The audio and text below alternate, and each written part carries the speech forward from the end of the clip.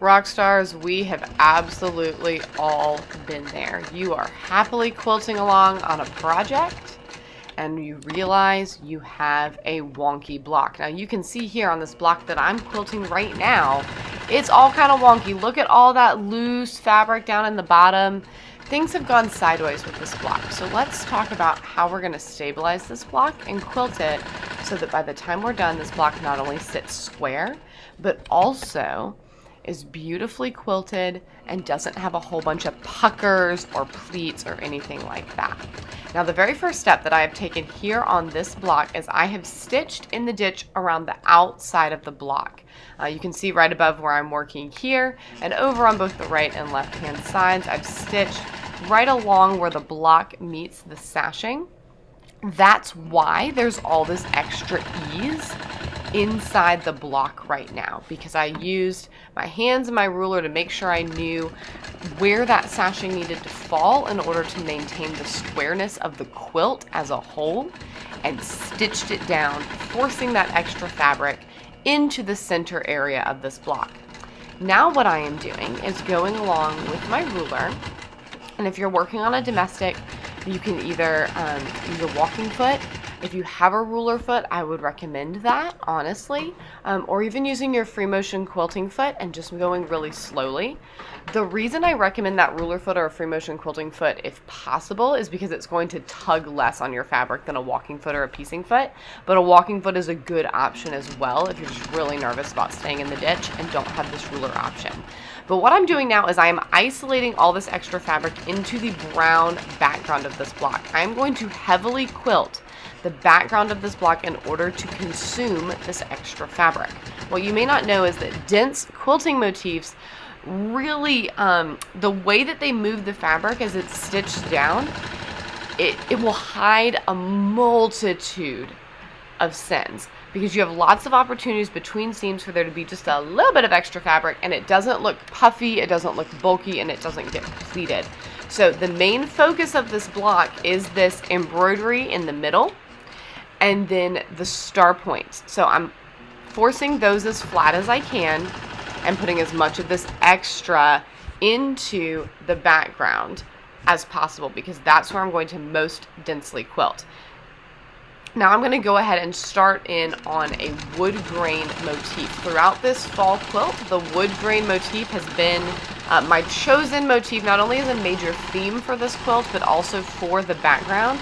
And it just so happens that this is a nice dense motif. You see I'm kind of starting in the middle, massaging as I go, paying attention to where is that extra fabric falling, making sure that I am not forcing it all down to the bottom of the block, right? I've tried to allow this block to puff kind of as naturally as possible, so that as I'm quilting little by little, that extra ease of the fabric is going to get consumed. Now you're going to see there is a little bit of extra right here down at that bottom edge, but it is not enough to be puckering. It's not going to cause, you know, a whole ugly thing. And I just leave a little bit of it there, right? By the time this quilt is washed, that little bit of extra that's there at the end, because I did not form it into a pleat, I just let it be a little puffy, is going to vanish as this fabric shrinks up, as the batting shrinks up. It's going to become part of just the crinkly texture of this quilt.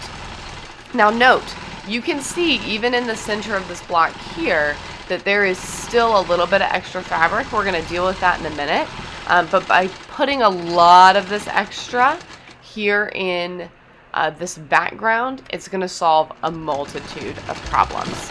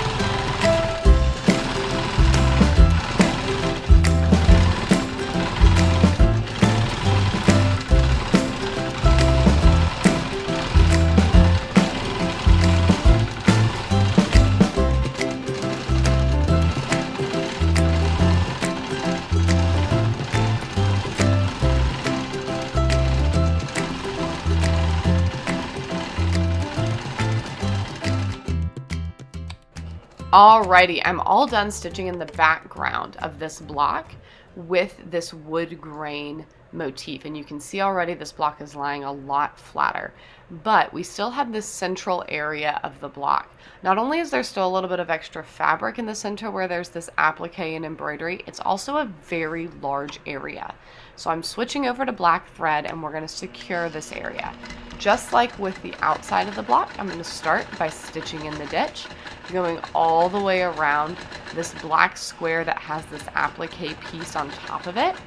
Then I'm going to stitch right up against the applique before filling in the center area of that black fabric, as narrow as it is, with a tight little meander. Now, this is not a true micro stipple that I'm going to do on this. I'm just going to be doing a nice tight little meander, kind of get some extra fabric flattened down there, and really let this central focal point of this block shine as much as possible.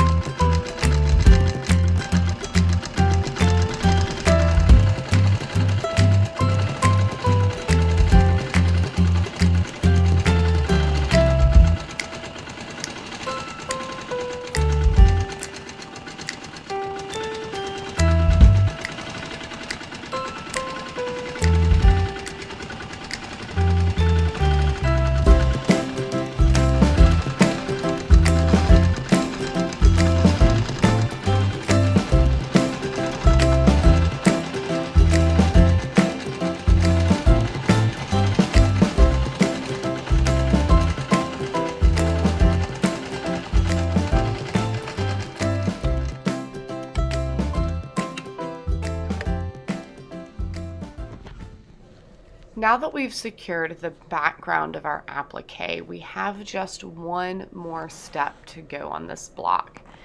Anytime we're quilting, it's important to keep in mind the batting, and most battings are going to recommend a 3 to 4 inch maximum space between stitching. For me, that's about the size of my palm, and the center flower of this applique is still larger than my palm. So I have switched threads once again, and I'm going around just the inside edge of where the embroidery meets the applique on this flower. One little last touch of securing this down as part of the quilt, and again, it just adds one more little place where a bit of extra fabric can be absorbed by the stitching to make this block as smooth, flat, and square as possible, even though we started out with so much extra fabric. And I have to admit, I think it turned out pretty fabulous.